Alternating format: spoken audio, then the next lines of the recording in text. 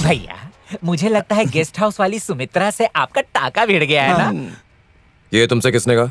अरे ये लोग कह रहे थे कि दिवाली के दिन आप अपनी आंखों से प्यार के दिए जला रहे थे। बेकार की बातें मत करो, जाओ और जाके काम करो। भैया, दिवाली के दिन उन्होंने दियों से आपके नाम की आकृति बनाई थी, वो भी तो प्यार है। वो बालों में टूथपेस्ट लगा रही थी और ब्रश पर शैम्पू लगा रही थी। उसे पक्का आपसे प्यार हो गया था। एक बात बताओ, उसकी इन हरकतों के बारे में तुम लोगों का तो पता चला? वही तो मैं कह रहा हूँ। बात ये नहीं है कि इनको पता कैसे चला, सवाल ये है कि आपके दिल में उनके लिए क्या फीलिंग्स है।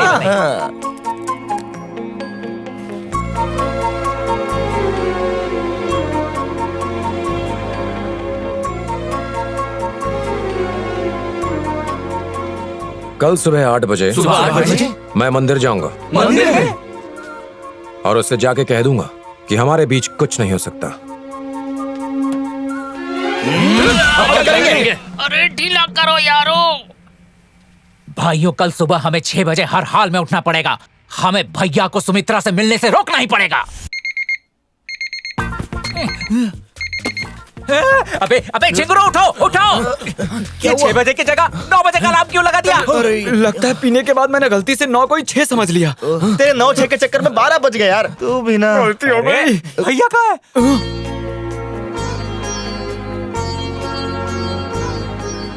प्रीति, इन मूर्तियों को अलग मत करना। क्यों, क्या हुआ सुम्मी? बिना अलग किए ही इन्हें साफ कर दो ना प्लीज।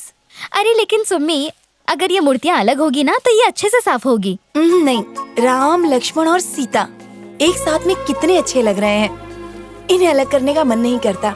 एक काम करो, तुम कुछ और कर लो, इसे मैं साफ कर दूंगी।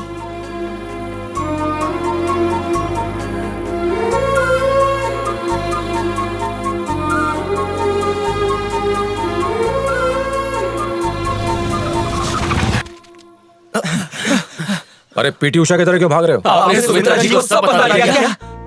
अब हाँ, कुछ बताना तो था, वो याद नहीं आ रहा।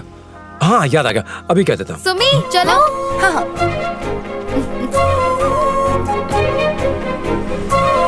यस! क्या हो गया सबको? हाथ में मोच आ गई थी। सबको एक साथ? साथ सोए थे ना, इसीलिए कोरस में दर्द हुआ। भैया,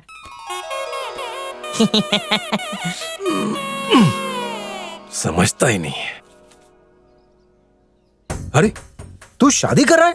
हाँ भैया, और मैं चाहता हूँ कि आप मेरी शादी में आके मुझे आशीर्वाद दें। अरे क्यों तू ऐसे समुद्र में कूदना चाहता जहाँ शार्क रहती हैं? मत कर। कोई बात नहीं भैया, मैं शार्क को अपनी दोस्त बना लूंगा। देख, मेरी बात मान जा, चिंता हो मणि। नहीं सकता, आज से मैं सिर्फ अपनी होने वाली घरवाली की ही बात मानूंगा। शादी जिंदगी बर्बाद कर देगी तेरी।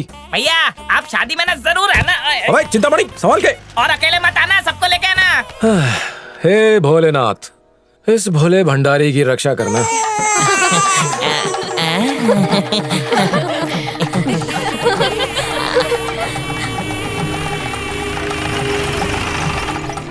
देखो ना। अरे भैया,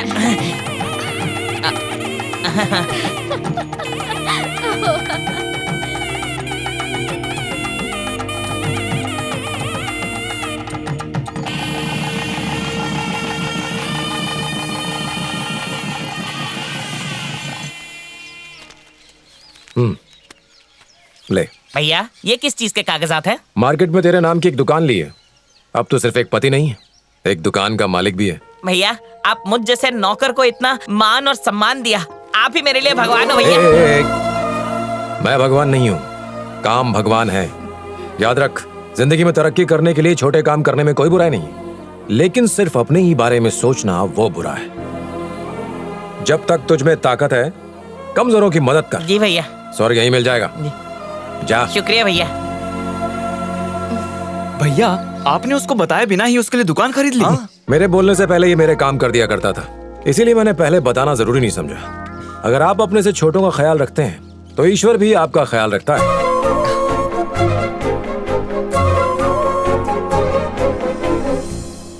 यहाँ पर बदला, उसको यहाँ पर लगाया और इसको उधर कर दिया। अरे राजन का ऊपर बुलाया है। हाँ। शंभू, हर साल की तरह इस साल भी लोगों का मनोरंजन करने के लिए कलाकारों को बुलाया है कि नहीं? हाँ, सब इंतजाम हो गया है। बेटी का फोन है। हाँ बोल बेटा। पापा, परेशान तो नहीं किया ना? अरे बिल्कुल नहीं बेटा, वो देवी का जागरण है ना, उसी की तैयारी चल रही है। पापा कुछ पूछना चाहती हूँ, पूछूं? अच्छा, अगर मैं मना कर दूंगा तो नहीं पूछोगी क्या? बोल बेटा, क्या बात है? आज तक आपने मेरी कोई बात नहीं टाली, तो क्या अभी जो मैं कहने वाली हूँ मेरी वो बात भी आप नहीं टालेंगे ना? दरअसल मैं यहाँ किसी से मिली हूँ और वो मुझे पसंद है। पापा, मैं उसे बहुत प्यार करती हूँ। अगर आपकी इजाजत हो तो मैं उससे अपने दिल की बात कह दूं? प्यार करने के लिए बाप की इजाजत मांगने वाली तू दुनिया की पहली लड़की होगी बेटा। उसे अपने साथ लेकर आ, मैं मिलूंगा। थैंक यू पापा। क्या भैया, हमें इतनी दूर लेके क्यों आए? कुछ बेल वेल करवानी है क्या? अरे मुझे लगा कि बेतुल्ला से जो लड़ाई हुई उसके लिए किसी को बेल करवानी है, इसीलिए हम सब जा रहे हैं। और क्या? सुमित्रा ने मुझे यहाँ बुलाया है। मैं उसे साफ साफ बता दूंगा कि हमारे बीच कुछ नहीं हो सकता। तुम सब यहीं रुको, मैं आता हूँ।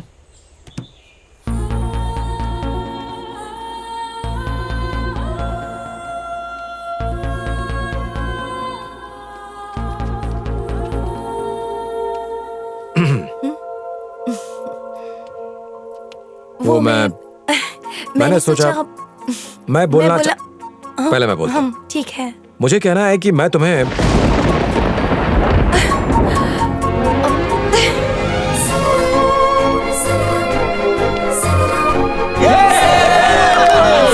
मैं तुमसे बहुत प्यार करती हूँ और तुम।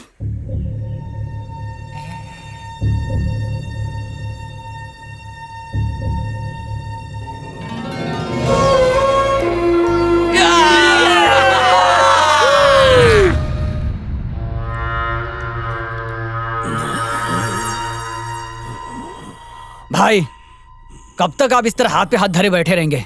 आपको जल्द से जल्द कोई ठोस फैसला तो लेना ही होगा।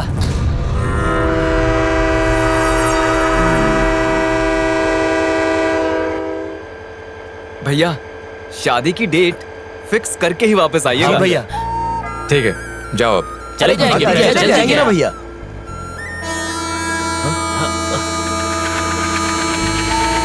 बाय भैया। अरे तुम लोग गाड़ी के साथ क्यों भाग रहे हो? कामिनी, जल्दी भैया, भाभी के बाद ये आपके घर की होने वाली दूसरी बहू होगी। नमस्ते। अरे ये कब हुआ? पूजा भैया, और ये देखो, ये मेरी वाली है। क्या तूने भी? नेहा, आजा। हाय, नमस्ते। भैया, ये मेरी वाली है। अरे नेहा, तुम भी? तो मेरी पीठ पीछे तुम ये कर रहे थे? बाय भैया। ख्याल रखना अपना। देखो ना, इतने कम टाइम में नेहा को उससे प्यार भी हो गया। अच्छा, तुम्हें नहीं हुआ? नमस्ते बेटी। ओह नमस्ते, कैसे हैं आप? मैं ठीक हूँ बेटी। ये मेरा बेटा है जो पहले जाति और धर्म को लेकर भेदभाव करता था, लेकिन तुम्हारे पिता ने ही इसे अहिंसा और प्यार की भाषा सिखाकर इसे सही रास्ता दिखाया। वो बहुत महान है। आसपास के सारे इलाके में उनके जैसा सच्चा और ईमानदार व्यक्ति और कोई नहीं है। तुम्हारे पिता के आशीर्वाद से इसे एक अच्छी नौकरी भी मिल गई है। अच्छा बेटा, मैं चलता हूँ। जी। तुम्हारे पिता बहुत अच्छे इंसान होंगे, तभी ये उनकी इतनी तारीफ कर रहे थे। वो तारीफ नहीं कर रहे थे, बिल्कुल सच कह रहे थे। मेरे पापा का नाम श्रीनिवास ओडियार है। कई सालों पहले हमारे गांव में दो जातियों के बीच में धर्म के नाम पर दंगे फसाद होते थे। छोटी छोटी बातों पर लोग एक दूसरे को मार देते थे। रुक जाओ। मेरे पापा ने उन सबको समझाया कि ये गलत है और मेरे पापा की बात मानकर उन सब ने हथियार डाल दिए।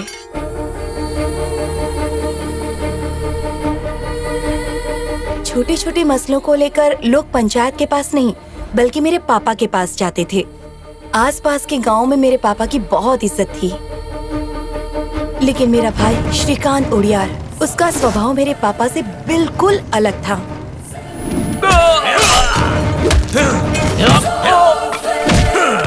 श्रीकांत, गांव में शांति बनी रहे उसके लिए मैं इतना संघर्ष कर रहा हूँ और तू चारों तरफ खून खराबा फैला रहा है। आप चाहे जितनी भी कोशिशें कर लो, पर इस गांव के हालात कभी नहीं सुधरेंगे। वो लोग शांति की भाषा नहीं, सिर्फ मार काट की भाषा समझते हैं। खून तो बह कर ही रहेगा। अरे क्या कह रहे हो? इस बिन माँ की बच्ची के अभी तुम ही सब कुछ हो, इसी के लिए सुधर जाओ। मेरे पापा और मेरे भाई के बीच रोजाना किसी न किसी बात को लेकर झगड़े होते थे। एक दिन हमारे गांव में दंगे के दौरान किसी की मौत हो गई। मेरे पापा गांव वालों को समझाने की कोशिश ही कर रहे थे कि तभी अचानक मेरा भाई हथियार लेकर निकल पड़ा। पापा ने उसे रोकने की बहुत कोशिश की पर वो नहीं रुका। उसके बाद वो कभी लौट कर नहीं आया। सिर्फ उसकी मौत की खबर आई। सरपंच जी, आपका बेटा अब इस दुनिया में नहीं रहा। वहीं रुक जाइए। जिस समय मेरे खिलाफ जाकर वो गुस्से में घर से बाहर निकल गया था, तभी मेरे लिए मर चुका था। लाश को घर में मत लाइएगा, जला दीजिए आप सब मिलकर। जाइए, ले जाइए। सरपंच जी, वो आपका बेटा था। आपको गुस्सा नहीं आ रहा है? आपको उनसे बदला लेना चाहिए। आपके एक इशारे पर हम उन्हें काट के रख देंगे। बस, बहुत हो गया। और कितने बच्चों को अनाथ करने का इरादा है तुम लोगों का? हो सकता है कि मैं वो आखिरी बाप रहूं जिसने अपना बेटा खोया है, और वो आखिरी अनाथ बच्चा ये मासूम बच्ची हो सकती है। एक वो दिन था और एक आज का दिन है। सब लोग मेरे पापा को बहुत मानते हैं। उस दिन के बाद ना तो किसी ने हथियार उठाए और ना ही किसी का खून बहा।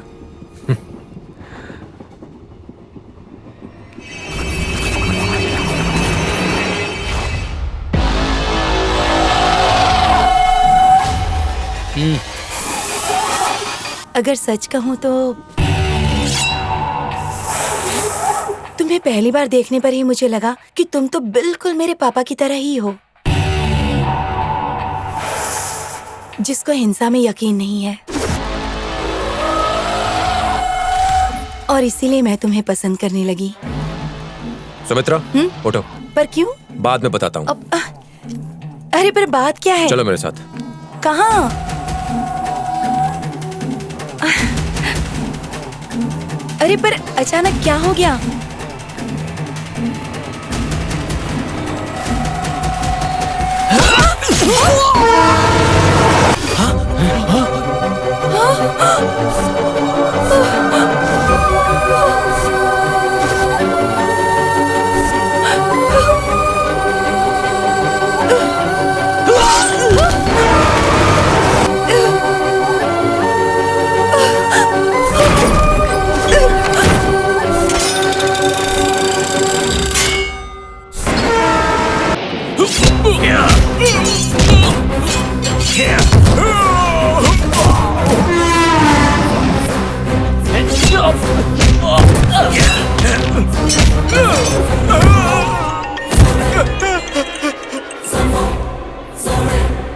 भैया, आप हमसे नाराज तो नहीं है ना? नहीं, मैं नाराज नहीं हूँ। तुम लोग अभी फौरन घर जाओ। अच्छा, आपको अपनी होने वाली बहुएं पसंद तो आई ना?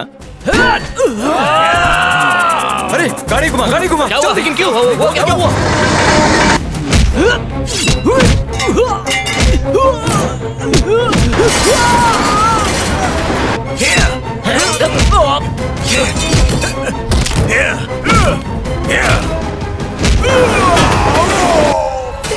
प्लीज दरवाजा खोलो।